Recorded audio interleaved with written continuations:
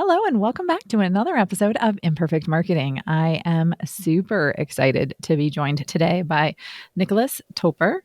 I hope I said that right because I didn't check on the last name pronunciation, and it's French. So, Yeah, you said Nicolas it right. Okay, good.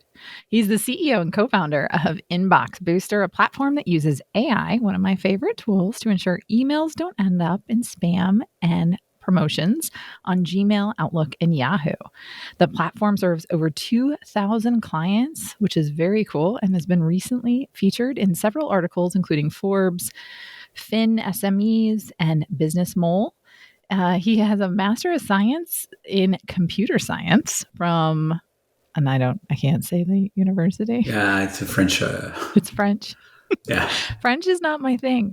All right. But he's been awarded 4 patents on computer compiler optimization and email deliverability. He speaks French, English, and German. Welcome. Thank you so much for joining me. Thank you. Thank you for having me. Yeah. So I'm super excited because we're going to geek out a little bit here on email deliverability. And I think it is something that people don't understand when they're signing up for an email service provider or when they're utilizing an email service provider. There have been a lot of changes recently in regards to email deliverability. And I really just don't think people understand how much what they do has an effect on it. But you actually have a system that's going to help people get better deliverability. Can you tell me a little bit about Inbox Booster? Yeah, sure. So Inbox Booster comes from the idea that email deliverability is a little bit more science than art, and right now people think it's more art than science. So we're just trying to. So that's the first idea, and the second idea is, especially if you're doing sales or marketing, there is kind of a subset of people who are trying to be smarter than the spam filters, and it's kind of a losing battle. Uh, so, but they're trying to do it. So you have warmers, kind of things, and they never really work, especially with the new changes. And there is so that's on the one hand, and there is the other the other side of the coin, which says you should comply to everything what spam filter does, that spam filter do. They are the one who decides. So you should just not send email to anybody, and then you will have no problem. Which is roughly what certain deliverability consultants will tell you. And you're like, yeah, but then I don't need you. If you tell me that, I know that by myself. Thank you. So then we're like, oh, okay, we can still send your sign up emails, but it's very difficult. So you should be careful. So there is the truth is really in between, and nobody really understood what and how, and that's what we're trying to do through these tools is to explain. The reason nobody understands, and that's where this was coming, is because you don't have the tools to tell you what the spam filter thinks about your email. So you really have to default to these two decisions, which is one, over comply, I would say, and two, try to do it well, which is exactly I guess what you have in abusive relationship, if you think about it. So we're trying to kind of put the middle, to put it in the middle and explain how that really works. And the reason is it's not that complex, but you need certain tools that are not there that we built to understand what really they're doing. And so what we do is we test your emails through actual email addresses to know why if you're in spam or promotion, because it's not even obvious if you're in spam or promotion. That's free. And then we're going to tell you why that's also free. And why are you in spam or promotion? And there is really 3 reasons. It's really one, DNS configuration. So it's technical plumbing that hasn't been done properly. And that's part of the new changes. We tell you what to do and how to fix it directly. You can pay us to do it with you, but you can do it yourself because it's really it's very easy. It takes 5 minutes. 2, you have a reputation problem. That's kind of what a lot of people are going to talk to you about. But this is not even that complex. So I'll get to it afterwards. And 3, you have a content problem. So for instance, you're going to have a word that's going to trigger a spam placement. So for instance, we fixed Y Combinator newsletter, and they were in promotion because they had imported their base template from MailChimp, and the bottom of their HTML structure has been associated for Google with promotion placement. So it has nothing to do with them, but they were still in promotion. So they were in promotion, and that's kind of what went topple. And the problem here is if you have this type of collateral damage, then fixing your reputation will not help because it has nothing to do with you. And vice versa. If you think it has, if it's not your reputation and it is your reputation, then you can worsen the problem. So you really need to kind of nail down to what the problem is, and then you can fix it. And so that's what Okay. we do. So we're So providing this kind of visibility. Sorry, go on. yeah, no. So, yeah. So there's the problems with the reputation. There's problems with words and things, maybe some hidden code that they associate with the promotions folder. And yeah, I mean, and then of course the DNS changes, which you have to do nowadays for Google and Yahoo's updates that were, I think it was February 1st, right? So, but I think it's, yeah, I mean, this is so important. People complain all the time about people not seeing their emails and that they're going through all this work to do it. Identifying why it's in the spam or the promotions folder is really important. Now, one of the things that you were talking about was reputation. Reputation is very important. It may not be your problem, right? As you've identified, but it is very important. So, can you talk a little bit about how their reputation is affecting their role in the spam or promotions folder? So first of all, repetition in our with our customer base and user base, it's roughly half of the problems. The other half are going to be DNS and content problem, so it's unrelated. Uh, Before I answer that, there is another thing important is also those type of problems. Usually, they're kind of stacked on top of each other. So you really have a DNS problem that's going to surface a reputation problem that's going to surface a content problem. So there is really kind of a bunch of problems to fix usually. Uh, the second thing is reputation. That is important. So first of all, what is reputation? Reputation is really what your, what, for instance, Gmail or Outlook think about your emails, and by that, it really means the sending infrastructures, your domain, your IP, or your template, and these two can be uncorrelated. So and this is based on your past behavior. So how do they know? They don't really care about what you're sending. What they care about is how people react to what you're sending. So for instance, if too many people, which is let's say 0.1% of your email, people of your users will report your mail as spam, then you're going to be in trouble. If too many people unsubscribe, over 1%, you're going to be in trouble. And you're talking, and this is in the normal case, like you have an unsubscription link and all that. If you don't have any unsubscription link, then you just don't know if you have the problem, but they have other way to know. So in effect, this is really, if I send an email, are people going to open it and or not? And of course, when you have a reputation problem, this means that your email is in spam. So how can you get people to open it? So we have ways to uh, untangle, to reset your reputation. But this only works if you fix your root cause problem, which is really how send email that don't have this effect. Like if I send 1,000 emails and nobody wants to receive it, so if everybody's going to delete it without reading it, then it's not good. And that's where you get into this kind of circular reasoning or trying to defeat the spam filter. You're going, oh yeah, but then I'll write a better subject lines, but then they'll just delete it afterwards. They'll read the opposite subject line. They're like, okay, I'm not interested. I'll just delete that. That doesn't help. So in the end, you really have to kind of do your homework, uh, which is not something we can do for you, but we can tell you what they expect, and that's what we do for with our customers. That's huge. And, in talking about that, more than 10 years ago, I worked for somebody who um, they had, they were sending so many emails. They were not permission based, so they didn't get permission to send the emails. And they were sending so many that they were getting marked as spam. Well, it blacklisted their domain so that their regular emails didn't send, not just their email promotions. Everything didn't send, it didn't go through. They conducted 90% of their business through email.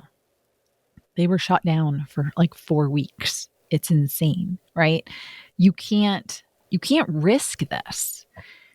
That's why email is supposed to be permission based. That's why you're supposed to be sending emails that people open. And they do know if they open it or they take certain actions. The email providers that people are using, Outlook and Google and Yahoo and things like that, they know what people are doing with it. and then that affects your domain. So you want to be sending valuable information, which is like, I'm a huge promoter of that. So, do you have any insights into what's going on and then the importance of a tool like Inbox Booster with all of these changes that have been happening? So for us, it's good because we do. So because we're competing with people doing warmers, so they're trying to circumvent spam filters, but by outsmarting them, and we're really advocating to just comply with what they want. Because again, it's not that hard to maintain a good reputation. It's not, you need to kind of monitor and all that, but it's usually fairly simple. And and it's just and it's easy, but it requires you to rethink a little bit your business processes. But so that's just what we're advocating. So for us, it's been good because then we have more customers. We're like, oh yeah, we used to use these things and it used to work, and now it doesn't work. So what should we be doing? So and that's how we got started. Actually, is because people were using warmers and this didn't work. So they went to talk to us, and now we have more and more customers because of that. Because again, if you're just doing marketing, at some point you need to annoy a little bit users in the sense that you need to reach out to people who don't really want to hear from you. But if 90% of the people you're reaching out to don't want to hear from you, you have a problem. If 1% or 2% or 10%, let's say, don't want to hear from you, then that's kind of okay because some of them might actually end up converting a lot. But if it's 90%, then you're doing it wrong. And if you wouldn't be doing email but just cold calling, then you would stop because that's just if you had a human being cold calling to people who still don't care about what you're selling, then this is usually not going to be a long lasting business because it's just not working out. So that's kind of what we're telling people to do. Yeah, you've got to really understand your audience and what they want to hear, and you have to have their permission to email them. That's part of the compliance. If they opt in, if they say, yes, I want to receive these emails, then odds are significantly better that they're not going to mark it as spam, right? I mean, they might unsubscribe later on. So for permission, they don't know. Like spam. So actually, spam filter don't know. So in theory, if you kind of set aside all the legalities, and I'm not a lawyer and all that, but the spam filter is not able to tell. But say, for instance, people are reaching out to podcast hosts about a guest. There is no permission. It's still working out because they're reaching out to people who probably are interested in hearing about guests. Now, if I reach out to people randomly on Gmail, this will not work out. That's really what it's about. So you, as you said, you have to understand your audience. Permission increases the chance of having no problem, but it's not a guaranteed because it's orthogonal. So it's really like a legal point. You Yeah. need permission to email people, but it's not a guaranteed way to the inbox. It has nothing to do with that. Yeah. No, but if people opt in, then odds are they're more likely to open it and Yeah. engage with it, which helps your Yes. reputation. But yes, But correct. People I'll give people you. cold email me all the time to get guests on my podcast, and a lot of those I delete. A lot of them I'll put into like my black hole folder so I don't have to deal with it. Yeah, Um but do you, for instance, for podcast guests, do you move those people to spam? Do you report them as spam, or do you read the email and then you delete it? I usually read the email and delete it so they get their Yeah, reputation. exactly. I Now, if try I'm not trying to, to. If they put together a well-written email, I try not to penalize them for it. but that's because that's part of your job to read those emails, so that's okay. Even if you're not Yep. going to act on it, that's working out. Now, if I'm trying to sell you some developers tool or engineering tools, you're probably going to report that as spam because that's badly targeted because you're not going to buy that things. But Yep. if I'm cold emailing you with a new podcast tool that would increase your reach or whatever, you're going to be interested. Yep. I'm gonna read it So you're for going to read sure. it. Yeah. So that's Yeah. kind of that thing. And as a marketer, you can do it. Like you can target your people. It's just the problem is it's costly. It's costlier than blasting to everybody.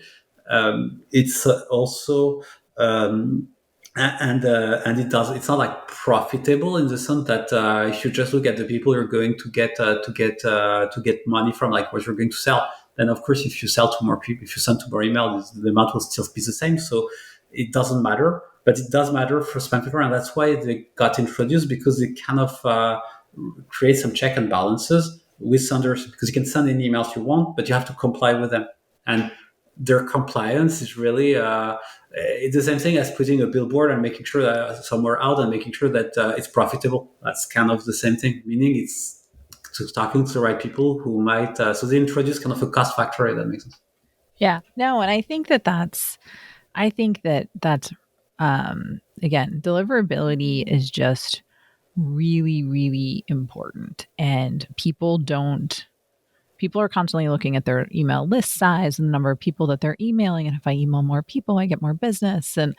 But those bad practices of emailing people that aren't your fit and not your target audience, they're not worth it because they're hurting things. You want to make sure you're cleaning up your email too, because you want to do that. Exactly, and you want to email people who are engaged. You want to email, and it's not, but it doesn't. Whether it's in cold outreach or a newsletter, you need to email people who want to receive your newsletter. And all those people like Google and Outlook, they tell you when to they don't want to receive it. And if you don't listen, then they put you in spam. Yep. That's roughly how that works. And yeah, of course, not everybody's listening. No, I think most people are not listening, which is not good. So the email landscape's constantly evolving, right? So what Mhm. trends do you see shaping the future when it comes to email deliverability and communication overall? So what I've seen here, in what I've seen is so like 20 years ago, you had newsletters, you had sales email, and you had business emails. Now those three things are kind of merging into one direction. So it's so it's really about that. So they have so they're merging into kind of one kind of blob, I don't know, where people are doing the three things. So you're going to use for instance, you used to have a newsletter. Now you're going to send to use tools like Outreach or Apollo or a lot of others to send automated emails to Outreach to people who've never heard from you. But then you're considered as a newsletter, so a high volume sender. So you need to be careful. Even if you're sending emails, like we had customers that were fundraising, so they were sending emails to get investors. Because the email was badly written, somebody put them in phishing, so they had to. That's how they became our customer. And but they were emailing maybe 100 people per day, so it's not that many. So email is moving from kind of a one-to-one medium, like to really the same thing as you had with physical mail, where you really have invoices and junk mail, and some or postcards sometimes. So it's because, and you can see this generational shift from people who are kind of glued to their mailbox to people who are going to check their mailbox like once per day. Kind of what you're doing at your with your mailbox, physical mailbox. We're going to check it once per day, and it's kind of a chore. And you're not going to answer instantaneously by your email. And you have and you have like older people who are and younger people are acting like that. Some of them don't even have email, and then you have all older people who are going to be a lot more reactive to that email. And you can see it because you see it with the frequency of how they open and all that. So you see that. So you got those two things, and so that creates something that's interesting is that people are going to send less emails now because email is kind of, for instance, at some point, all of your notifications were going through emails. Now you have your phone where you have your notifications, so you don't need as many. But if you have now you but for instance, say that you need to pay tax, you can do it by email. If you receive a payment receipt or an invoice in your email, you're going to keep it. So it's actually increasing the value of your mailbox while decreasing the volume, if that makes sense. Yeah. uh, so it starts to be it's changing. It's really becoming like your physical mailbox. And those are kind of the two trends. And of course, there is this AI trend, but that's kind of amplifying that because now you can build one email per person. So if you build one email per person, then is this a newsletter? Is this a personal email? Your mail, some of your emails can write itself. So what is what? So there is not this kind of big differences between automated email and manual email. Now it starts, or business email. Now it starts to be all the same, or kind of in between. And on top of that, you have this generational gap. Yeah, I mean, there's definitely a huge generational shift for how people are consuming email. Um, I teach. I'm adjunct faculty at a local university, and yeah, I mean, it's interesting the shift in how often my students check their email. They don't. I tell them the best way to get a hold of me is email, and they're like, "Can I text you?" And I'm like, sure, but you better tell me who you are because I don't answer my phone if I don't know who you are because I get too many junk calls. And, but yeah, I mean, I heard that there was a university that actually isn't, and I don't remember where they're at, but they weren't issuing email addresses for students anymore because they weren't using it, which I thought was interesting. Um, but yeah, your phone and the notifications and all the apps, 15 years ago, you had one, maybe two apps on your phone. That was it.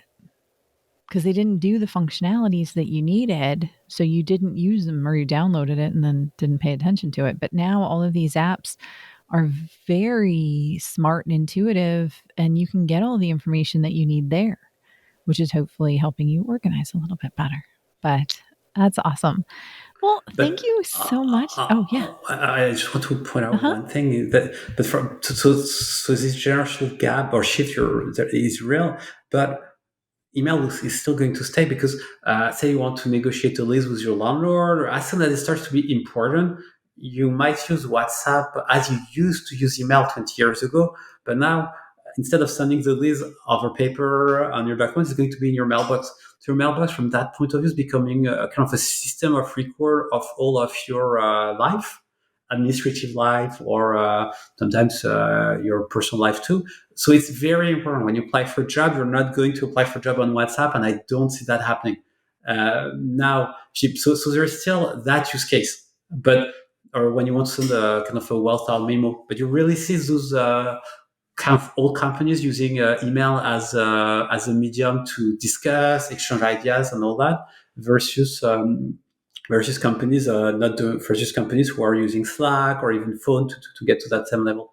You still have this kind of foundational layer. And for email marketing and for outreach and all that, this actually makes it even more valuable.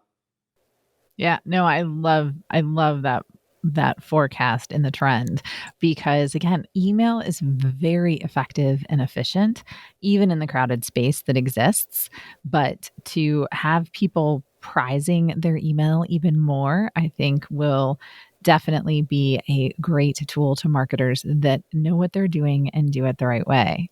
So, thank you so much, Nicolas, for coming on to Imperfect Marketing. I do appreciate it. I love talking about email deliverability. I loved learning about Inbox Booster, and we'll definitely have a link to Inbox Booster and to Nicolas's LinkedIn profile if you want to connect with him. Inside the show notes.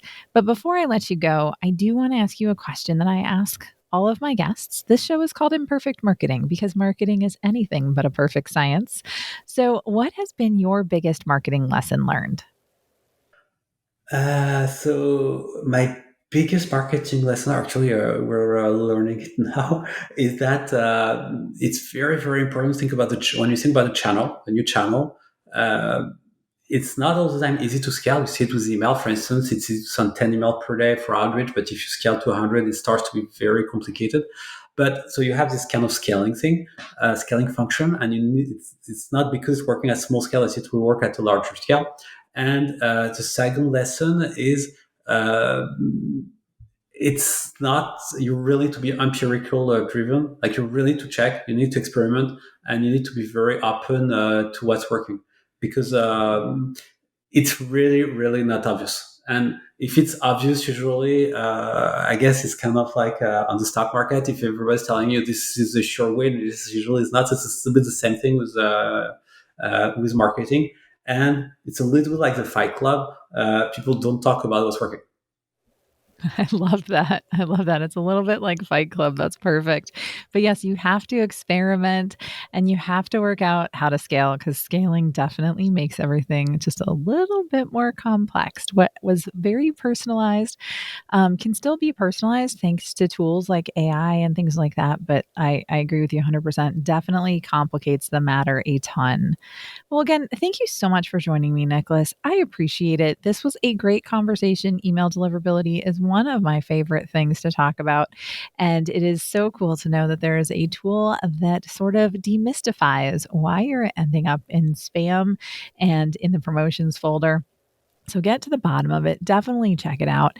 If y'all learned anything today, it would be a great pleasure if you would like and subscribe or rate and subscribe wherever you're listening or watching. Thank you so much, and we'll see you on another episode of Imperfect Marketing. Have a great rest of your day.